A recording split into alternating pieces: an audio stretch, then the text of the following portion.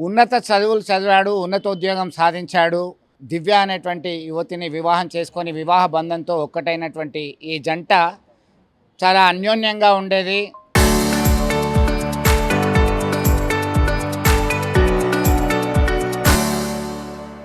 Cut చేస్తే వీరి కాపురానికి గుర్తుగా ఇద్దరు పిల్లలు ఉన్నారు. ఇద్దరు బాబులు 4 సంవత్సరాలు 7 సంవత్సరాల లోపు ఉన్నటువంటి పిల్లలు. సో ఈ మధ్య కాలంలో ఏం జరిగిందో ఏమో తెలియదు కానీ తీవ్రమైన కడుపు నొప్పితో అంటూ ఆమె గన్నేరు పప్పు నూరుకొని బలవన్ మరణానికి పాల్పడినటువంటి ఘటన కలకలం రేపింది.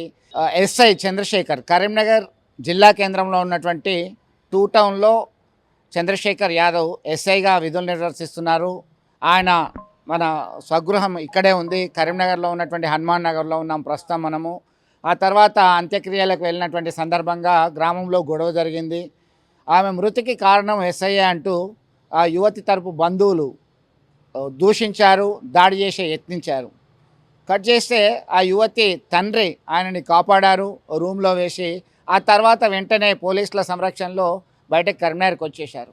ఆ తర్వాత మళ్ళీ ఫార్మాలిటీస్ ఉంటాయి. దానిలో హాజరయ్యేటువంటి క్రమంలో ఆయన ఇల్లంతకుంట మండలం సీతంపేటకి వెళ్ళడం జరిగింది. వెళ్ళినటువంటి క్రమంలో అక్కడ ఏం జరిగిందో ఏదో తెలియదు కానీ 5 రోజుల కార్యక్రమం పూర్తి కాగానే పిల్లల్ని తదేకంగా చూసినటువంటి ఆ తండ్రి ఎలాంటి ఆవేదనకు గురయ్యాడో, ఎలాంటి ఘర్షణ పడ్డాడో ఏంటో. సో భవిష్యత్తు ఎలా ఫేస్ చేయాలనుకున్నారా మరి ఏంటో తెలియదు కానీ పిల్లల భవిష్యత్తు గురించి ఒక్క నిమిషం ఆలోచించినా ఇంతటి ఘోరం జరిగేది కాదు.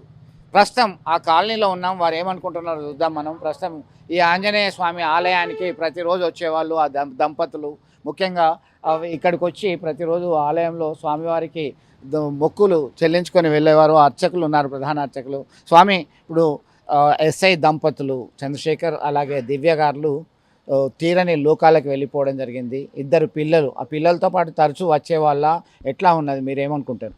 ఇక్కడే మా గుడి పక్కనే వారు నివాసం ఉండేవారు. వారు ప్రతిరోజు అప్పుడప్పుడు దేవాలయానికి వచ్చి దర్శనం చేసుకునేవారు. ఆయన రోజు కూడా తన వెహికల్లో వెళ్తూ దర్శనం చేసుకునేవారు. వాళ్ళు చాలా సఖ్యతగా ఉండేది. ప్రతి పండగ కూడా ఆర్భాటంగా వచ్చి దేవాలయం దర్శనం చేసుకొని అర్చన చేయించుకునేవారు. అదేవిధంగా వారి పుట్టినరోజు కానీ, పిల్లల పుట్టినరోజు కానీ, వాళ్ళ వివాహం రోజు కానీ, ఏ రోజైనా కూడా వారు వచ్చి సఖ్యతగా వచ్చి ఇద్దరు కూడా మంచి దర్శనం చేసుకొని వారికి ఆ స్వామివారి దర్శనం చేసుకొని స్వామివారి ఆశీస్సు పొందేవారు. వారు ఉన్నంత వరకు మాత్రము, ఇక్కడ ఉన్నంత వరకు మాత్రము సఖ్యత చాలా అన్యోన్య దాంపత్యంగా ఉన్నారు. వారి ఇద్దరి మధ్య ఏం జరిగిందో ఈ మధ్యలో మాత్రము దేవాలయానికి రావడం లేదు. కొంచెం అప్పటి నుంచి దేవాలయంలో యథావిధిగా రోజు ప్రత్యేకంగా వచ్చి దర్శనం చేసుకునేవారు. ఆయన మాత్రం ఉద్యోగానికి పోయేటప్పుడు తప్పకుండా స్వామివారి దర్శనం చేసుకొని వెళ్ళేవారు. ఎట్లా అనిపిస్తున్నారు చిన్న పిల్లలు ఇద్దరు, వారికి తల్లి తండ్రి ఇద్దరు లేని పరిస్థితి? పిల్లల భవిష్యత్తు ఎలా ఉన్నా కానీ వారు చేసే పని అయితే కాదు. పిల్లలు చాలా అద్భుతంగా చదివేటవాళ్ళు. 7 సంవత్సరాల బాబు గారు అశ్వత్థామ, చిన్నాన్న పేరు అభిమన్యు. వారిద్దరు కూడా పిల్లలు చాలా యాక్టివ్ ఉండేవారు. ఆ తల్లి వారిద్దరి మధ్యలో ఆ పిల్లల్ని చాలా చక్కగా చూసుకునేవారు. వారి భవిష్యత్తు ఎలా ఉంటుందో మాకు అర్థం కావడం లేదు. అశ్వత్థామ, అభిమన్యు పిల్లలు ఇద్దరు చాలా చక్కగా ఉన్నారు. ఎప్పుడు తల్లిదండ్రులతో పాటు వాళ్ళు వచ్చేవాళ్ళు. ఇప్పుడు వాళ్ళిద్దరూ లేరు. తల్లి తండ్రి ఇద్దరు బలవన్మరణానికి పాల్పడ్డారు 5 రోజుల వ్యవధిలోనే. మీరు ఇదే కాలనీలో ఉంటారు. మీకు ఎట్లా అనిపిస్తుంది? ఆ పిల్లలు భవిష్యత్తు దాని గురించి ఆలోచిస్తుంటే ఏమనిపిస్తుంది? ఇట్లా చేసేది కానీ మాకు బాధ అనిపిస్తుంది. పిల్లలు చూస్తే బాధ అనిపిస్తుంది. సార్ కానీ అమ్మ కానీ రోజు గుడికి వచ్చి దండం పెట్టుకొని పోయేవాళ్ళు. వాళ్ళు చాలా మర్యాదగా ఉండేవాళ్ళు, గౌరవంగా ఉండేవాళ్ళు. ఈ విషయం విన్న కాంచి మాకు బాగా బాధ అనిపిస్తుంది. చేసేది కాకుండా ఇట్లా చేయాల్సిన విషయం కాదు అసలు. సో అమ్మ, నాన్న, మీరు ఎందుకు ఈ ఘాతకానికి పాల్పడ్డారు? వారు కనుక లేఖ రాస్తే ఇలాంటి లేఖే వచ్చేది ఉండే.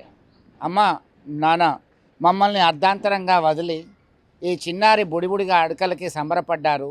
మేము కాలితో కేరింతలు కొడుతూ తంతుంటే ఆనందపడ్డారు.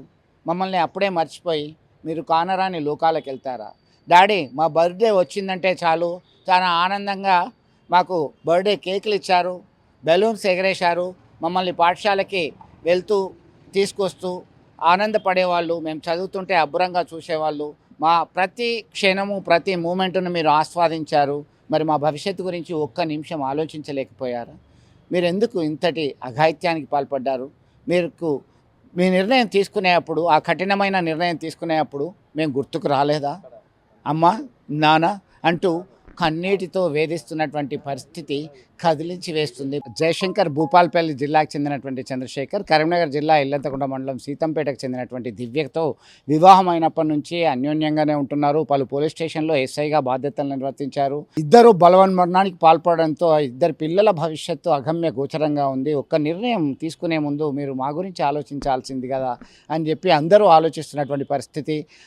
ఎస్ఐ చంద్రశేఖర్ సోదరుడు కార్తీక్ సైతం సిద్దిపేటలో రిజర్వ్ సబ్ ఇన్స్పెక్టర్గా పనిచేస్తున్నారు. ఆయన ఇచ్చినటువంటి ఫిర్యాదు మేరకి ఆయన మనస్తాపంతో భార్య చనిపోయింది అనేటువంటి ఆవేదనతోని దుఃఖసాగరంలో మునిగిపోయిన తర్వాత ఆయన బలవన్మరణానికి పాల్పడినటువంటి ఘటన. వారం రోజుల లోపలనే ఈ దంపతులు ఇద్దరు మృతి చెందడం ఆ కుటుంబ సభ్యులని, ఆ చిన్నారి పిల్లలని, అలాగే ఇరుగు పొరుగుని అందరినీ కలిచివేసేలా చేసింది ఈ ఘటన.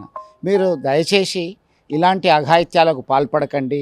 మీరు ఖచ్చితంగా పరిస్థితి ఏదైనా సరే, సమస్య ఏదైనా సరే, ప్రతి సమస్యకి ఒక పరిష్కారం ఖచ్చితంగా ఉంటుంది అని చెప్పి చెప్తున్నటువంటి పరిస్థితి. వీడియో జర్నలిస్ట్ సుమంత్తో కలిసి చంద్రశేఖర్, RTV, కరీంనగర్ నుండి.